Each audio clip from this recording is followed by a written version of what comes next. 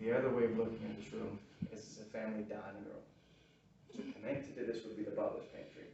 Within the butler's pantry would be the enslaved butler, likely a man by the name of Peter, would have done the final preparations for the food before presenting it to the family. So I'm going to let you guys, I'm going to give you a few seconds. Why the name of Peter? Do they just have a few names that they use? So all of the enslaved people were given names by children, typically, as a way to mark them as property. Because when you look at a table like this, that tells you there would have been a very busy enslaved court downstairs. Is this like original table? That's original. Wow. From 1810, It's a big table. it was done by a man Back called then, Henry this Conway. design. Look at that little design where the light comes through. Yeah, it's an accordion Yeah. operation, so it could be extended out. And it could be pulled out even more. There's 2 more leaves that could be added onto the table. That's a minimum is about 2 feet wide.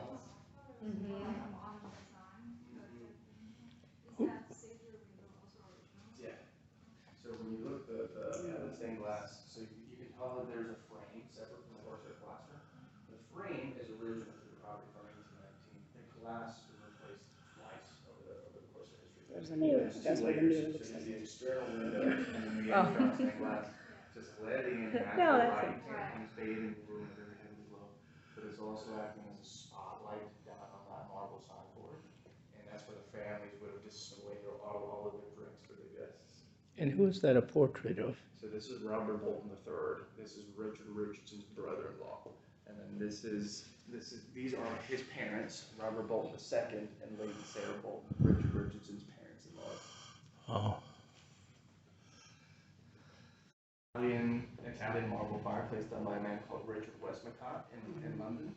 There's 2 classical Greek figures, and then the tablet in the middle is it's portraying the seduction of Hebe, who was Zeus's daughter. She's the goddess of eternal youth and divination. And then the woman on the portrait, that's Richard Bolton, Robert Bolton III's wife. That's Anne J. Bolton. She's William J.'s sister, the architect of the house. Oh. But they didn't live here. Go back into that formal part, the drawing room downstairs. George Owens would have had to bring the men up here, make them cross the bridge to go into the men's library on the morning. So he had to make them cross the bridge. Wow. He had some. He would have shared the second bed. All 3 girls growing up would have had the same kind of elements you're going to see in the middle of the room. The needlework set on the table, the little tiny teacup set. So it's not that different from what little girls have today. Yes. The difference comes into why they're using it. Because this isn't to play pretend or to pass time. It's to teach them social etiquette. Yeah. There's a lot of business and politics in a case like this. The secretary that you're looking at the corner with all the books, his writing desk, both belong to George Owens. They've been also passed down from generations. And this little room on the side, where you see my hand in the shadow, that was a room added by George Owens. It's a little bay room, and that would have been essentially, a lot of people like to call it a man cave.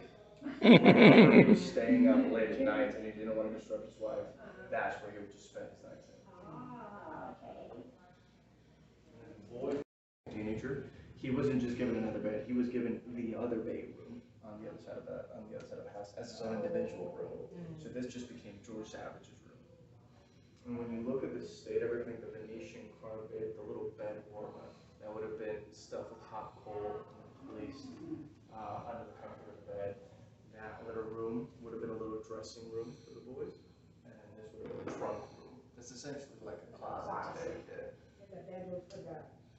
Amenities. That cistern that was in the hallway would have fit directly into this ensuite bathroom. So the parents would have had their own flush toilet, a marble tub, and they also would have had access to the one cast iron balcony on the exterior side of the house. So a balcony you see from the outside would have been access via this little window. So they would have their own front room. Yeah, 100%. So we would have the best amenities. Maybe could have been another laundry room. This final room, we know this was subdivided into 3 separate smaller rooms.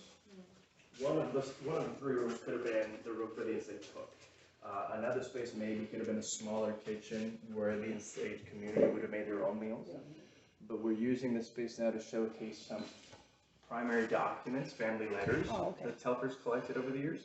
So I highly recommend you read over some of the letters, but I want you to keep in mind that the language behind it is really apathetic.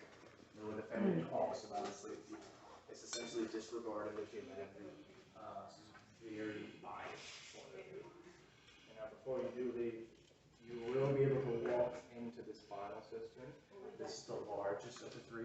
It held up to 4,800 gallons of rainwater. And you'll see the original tabby wall that would held this in place, and this would have gone from end to end.